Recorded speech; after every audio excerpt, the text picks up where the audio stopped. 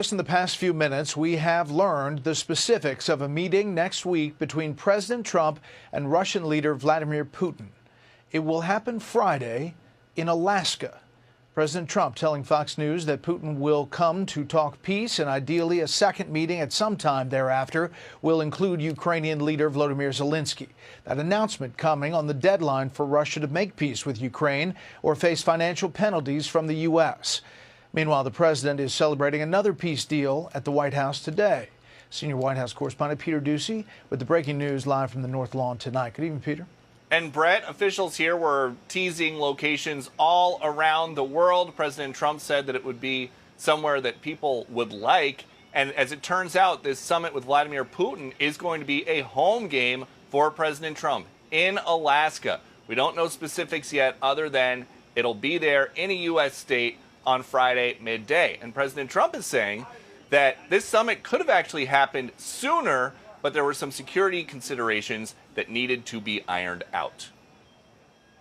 And I'll be meeting very shortly with President Putin. And Putin's peace proposal, according to the Wall Street Journal, major territorial concessions by Kiev and a push for global recognition of its claims in exchange for a halt to the fighting, according to European and Ukrainian officials. It's very complicated, but we're going to get some back. We're going to get some switched. There'll be some swapping of territories to the betterment of both. Fast-moving preparations for a Ukraine ceasefire summit accelerated this week after President Trump imposed new tariffs on India for buying Russian oil. A lot of things happened recently that would make this go forward. I'm not going to mention anything having to do with India, but maybe that had an impact. As the world waits to see what's possible in peace talks, nothing has changed on the front lines in Ukraine. Today has once again brought killings and Russian shelling. The war is the war it was. Maybe something is changing somewhere, but in our area, everything remains the same. And a significant hurdle ahead. According to Ukraine's constitution,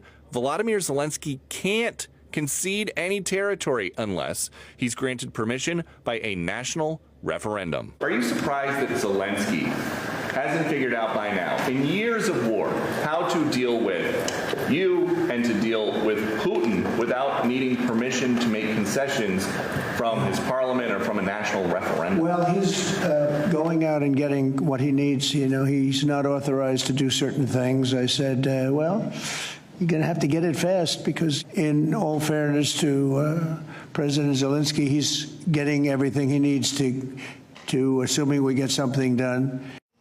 And the president was speaking to us there from an event that was marking the end of decades of conflict between Azerbaijan and Armenia. He and his team have prioritized trying to put out fires all around the world. Now they just have to figure out how to stop the fighting in Ukraine and stop it for good.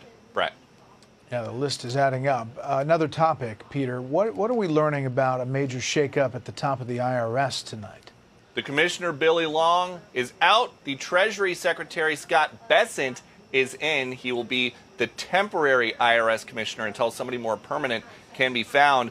Billy Long, a former Missouri congressman and a Trump loyalist, there's not much information about why exactly he is out after less than 2 months on the job, but he does say that he looks forward to being President Trump's next nominee as ambassador to Iceland.